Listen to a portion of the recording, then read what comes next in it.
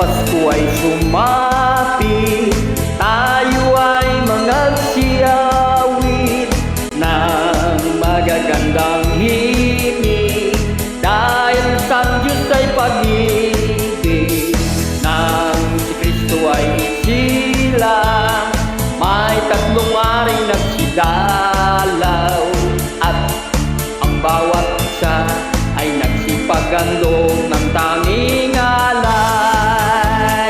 Bagong taon ay magbagong buhay, nang lumigaya ang ating bayan. Tayo'y magsikap upang makamtan natin ang kasagayan.